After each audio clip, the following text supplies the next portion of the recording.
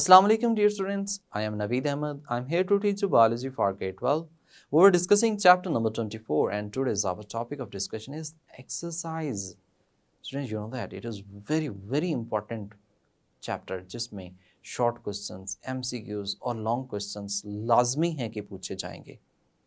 Students, इनको exercise को solve करने के लिए चलते हैं screen की तरफ.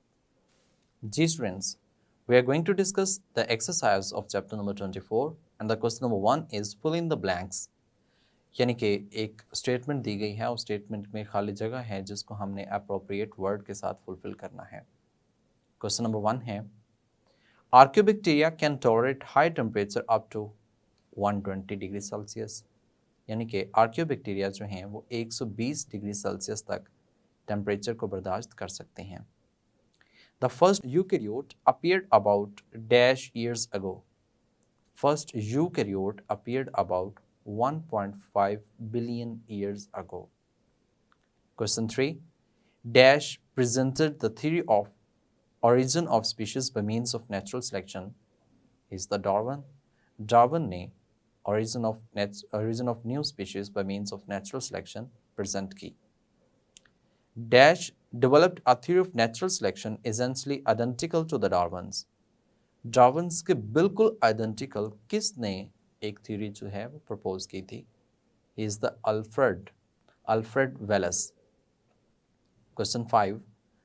Dash are considered to be the ancestor of all life. तमाम life के जो ancestor है, these are prokaryotes. ये prokaryotes होते हैं. Question number 6 है A respiratory protein called dash is found in all aerobic organisms. Student, cytochrome C is found in all aerobic organisms. Question number 7. Total aggregate of a gene in a population at any time is called its gene pool. Students, एक population के अंदर total aggregate of all the genes present at all loci of all the members of species that is known as gene pool. Question 8. Hardy-Weinberg theorem describe a dash population. Hardy-Weinberg theorem describe a dash population. इसमें है non-evolving population क्योंकि Hardy-Weinberg सिर्फ और सिर्फ non-evolving population पे work करता है. Question 9. Dash is a series of genes in the genetic composition of a population over time. Students, that is the mutation. Mutation is a series of genes in the genetic compositions of a population over time. यानी कि वक्त गुजरने के साथ साथ उसके genetic material में change आता है and that is mutation. Question number 10. Level of classifications between species and family is called genus. क्योंकि स्पीशीज और फैमिली के दरमियान में जो है वो जीनस आता है. Question 11. Hardy-Weinberg equation is binomial expansion of p plus q का होल स्क्वायर. ये इसका एक बाइनोमियल एक्सप्रेशन होता है जिसमें p डोमिनेंट अलील को रिप्रेजेंट कर रही है और q रिसेसिव अलील को रिप्रेजेंट कर रही है. Question 12. And dash species is in imminent danger of extinction through its range. That is an endangered species. Endangered species is imminent danger of extinction. Endangered species को खतरा होता है कि वो आगे extinction की तरफ जा रही होती है. And threatened species वो होती है जिसको खतरा होता है कि वो endangered बनने जा रही है. A dash is localized group of individuals belonging to the same species. A population is a group of localized of individuals belonging to the same species. Question 14. The first photosynthetic organisms used dash as source of hydrogen for reducing carbon dioxide to sugars. The first photosynthetic organism used hydrogen disulfide. Question 15. Dash published an essay on the principle of population. Malthus published essay on the principle of population. Students, question number 2 है that is encircle the correct answers from the multiple choices. Multiple choices हैं, उनमें से आपने correct answer को क्या करना है, choose करना है. Number 1. The gill pouch of mammals and birds embryos are. Option में है sportive, ontogeny, recapitulate phylogeny, homologous structure, Charlie में है used by the embryos to breathe, delta में है evidences for the degeneration of unused body parts. Students you know that कि हम gill pouch of mammals and birds की जब बात करते हैं तो ये हमने एम्ब्रियोलॉजी के अंदर डिस्कस किया, और एम्ब्रियोलॉजी को जो सपोर्ट करने वाली थ्योरी है that is known as ontogeny recapitulate phylogeny. इसका मतलब ये है कि ओवरऑल एम्ब्रियोलॉजी जो होती है, यानी कि जो डिफरेंट एम्ब्रियोज होती हैं, जब इनकी डेवलपमेंट होती है तो बहुत सी स्टेजेस ऐसी हैं जो एक दूसरे से सिमिलैरिटी शो करती हैं, और जब ये सिमिलैरिटी शो करती हैं तो इससे मतलब पता ये चलता है कि ये ऑर्गेनिज्म पहले जो थे वो एक ही थे, बाद में फिर इनके अंदर वेरिएशंस आती हैं। पॉइंट 2 है Darwin's theory as presented in the origin of species mainly concern. Options में है how new species arise, beta में है the origin of life, Charlie में है हाउ अडेप्टेशंस इवॉल्व, डेल्टा में है हाउ एक्सटिंक्शन अकर, ईटा में है the genetics of evolution. Students तो इसमें आंसर होगा हाउ न्यू स्पीशीज अराइज, एक नई स्पीशी किस तरह से अराइज होती है, that is a correct option, क्योंकि ओरिजिन ऑफ न्यू स्पीशीज का मतलब ये था कि नई स्पीशीज कैसे अराइज होती हैं और उनके अंदर अडेप्टेशंस जो हैं वो किस तरह से डेवलप होती हैं, तो इसमें करेक्ट ऑप्शन अल्फा ही बनता है। पॉइंट नंबर 3 है the smallest biological unit that can evolve over time is. Smallest unit जो कि बायोलॉजिकल यूनिट है जो वक्त गुजरने के साथ साथ इवॉल्व होता है। Students a particular cell, an individual organism, a population, a species, an ecosystem. Students इसका करेक्ट आंसर अ स्पीशी है कि एक स्पीशी जो है उसके अंदर वक्त गुजरने के साथ चेंज आता है और एक नई स्पीशी जो है वो बन जाती है। Unit of evolution is considered as species. Question number 4 है a gene pool consists of. एक जीन पूल किस पर मुश्तमिल होता है?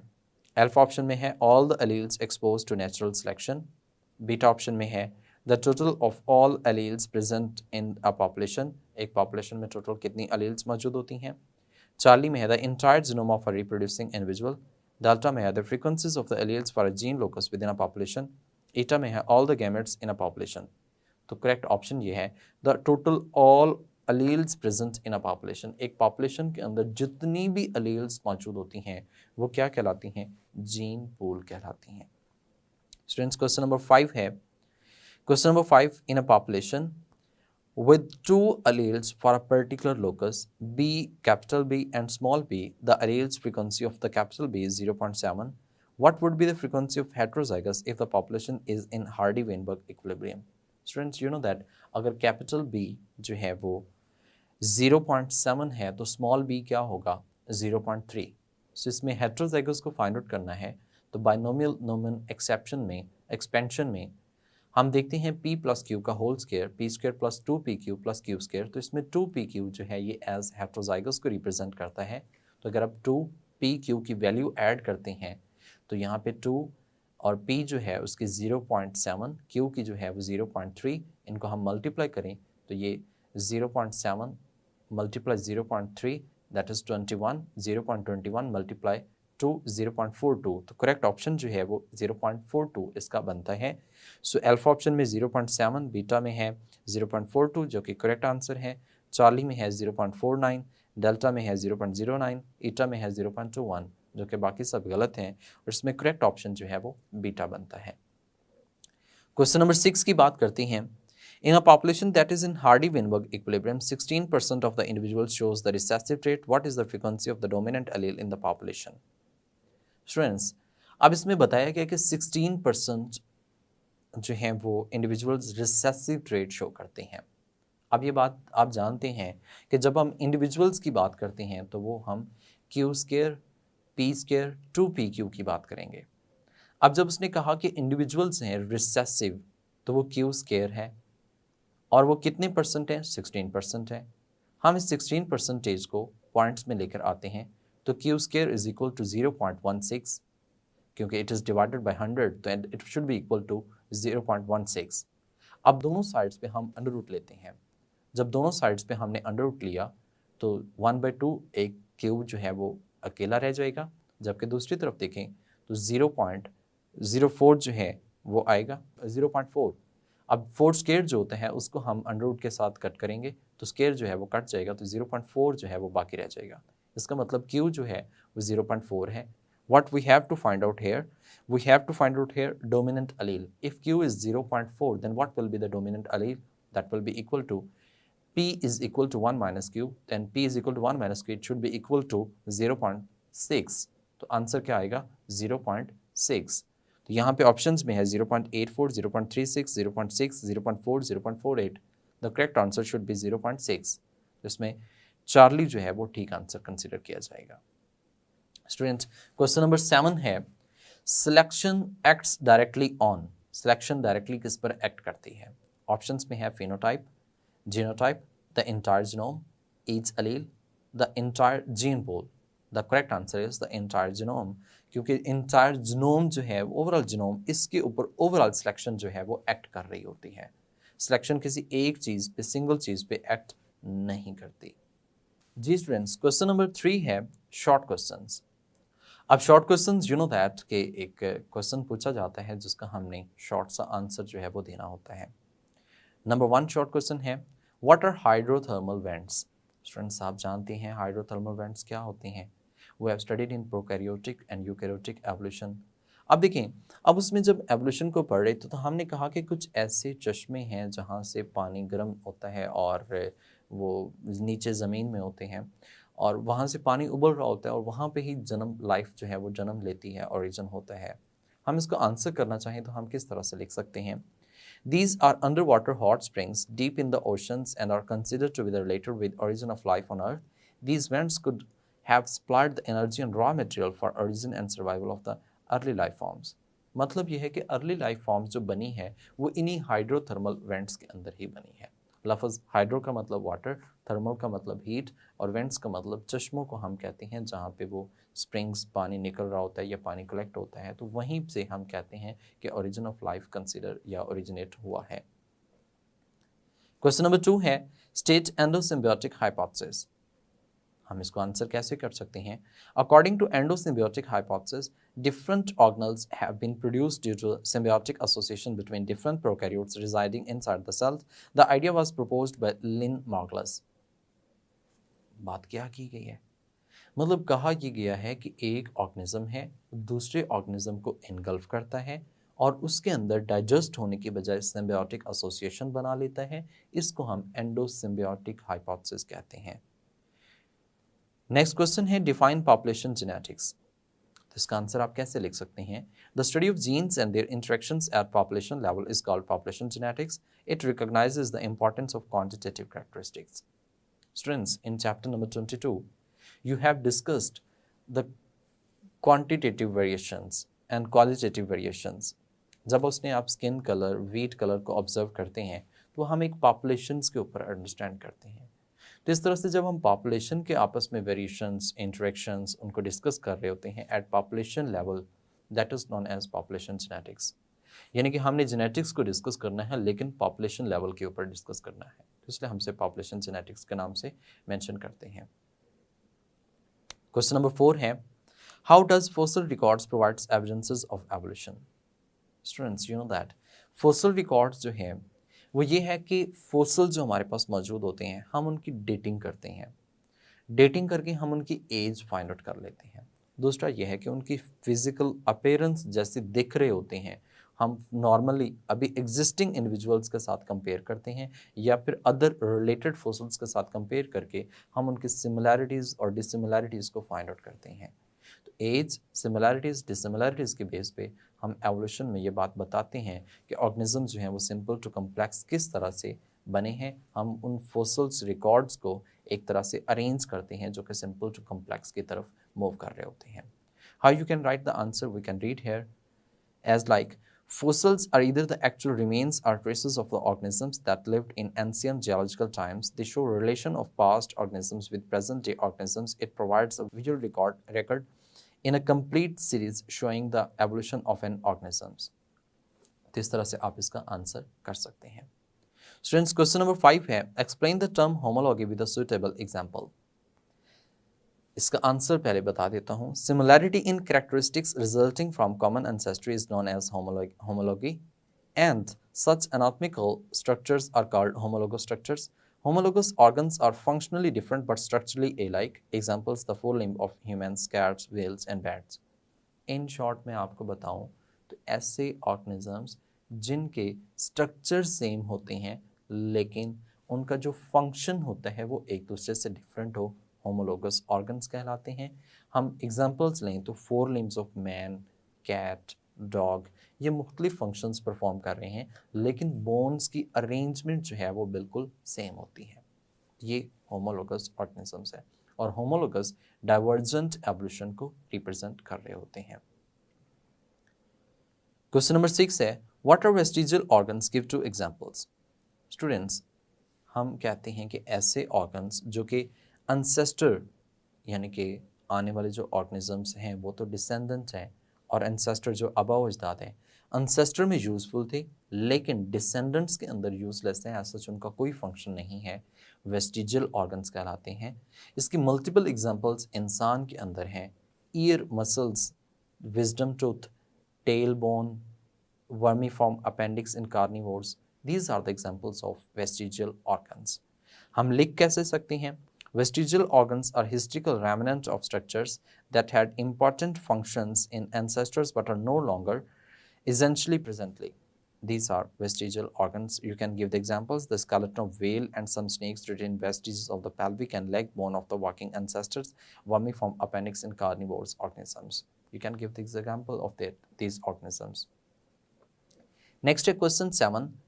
How are evolutionary relationships reflected in DNA and proteins? Students, you know that अगर हम दो स्पीशीज़ लें उनको आपस में कंपेयर करें तो उनका डीएनए और डीएनए की जो सीक्वेंस ऑफ न्यूक्लियोटाइड है और प्रोटीन्स की प्रेजेंस है, प्रोटीन्स फाइनल जो बनती हैं, सिमिलैरिटी शो करती हैं। अब ये सिमिलैरिटी बताती है कि इन दोनों का ओरिजिन क्या है, सिमिलर हो सकता है। हम इसका आंसर कैसे लिख सकते हैं?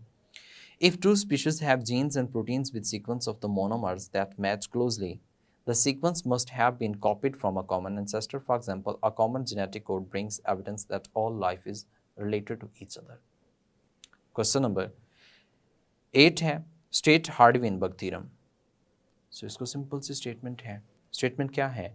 That the frequency of the alleles and genotype in a population's gene pool remain constant over generations unless acted upon by agents other than the sexual recombination. This is known as Hardy-Weinberg theorem. तो अब simple इसको state करें और इसकी equation जो है उसको भी आप लिख सकते हैं p plus q whole square as equal to p square plus 2pq plus q square, in which the p is dominant allele and q is representing recessive allele. Students, question number 9 है, what is the difference between endangered species and threatened species? Student, simple सी बात है, threatened species ऐसी species होती हैं जिनको ख़तरा होता है कि वो इंडेंजर ना बन जाए और इंडेंजर्ड स्पीशीज़ ऐसी स्पीशीज़ हैं जिनको ख़तरा ना हो कि वो एक्सटिंक्ट बन जाए। तो इसमें N endangered species is an imminent in danger of extinction throughout its range where it lives. We may a threatened species is likely to become endangered in the near future. दोनों की heading लिखें, heading लिखने के बाद दोनों की examples जो हैं वो भी मेंशन कर सकते हैं।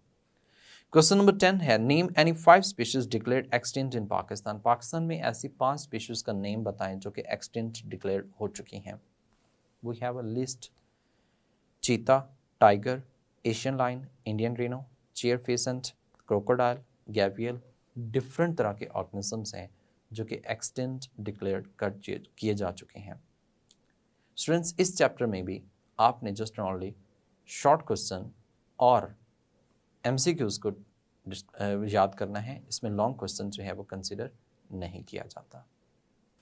जी स्टूडेंट्स, उम्मीद करता हूँ कि आप ये बात समझ चुके हैं कि इस चैप्टर में से long question, short question, MCQs important हैं। अब जब हमने एक्सरसाइज में शॉर्ट क्वेश्चंस को डिस्कस किया, सेम एज इट इज हमने चंद एक एमसीक्यूज और फिल इन द ब्लैंक्स को भी डिस्कस किया। इससे मिलते जुलते कई ज़्यादा क्वेश्चन जो हैं वो चैप्टर में से भी बनाए जा सकते हैं। सो आपने चैप्टर की हर लाइन को प्रॉपर तरीके से अंडरस्टैंड करना है, समझना है और समझ के आंसर करना है।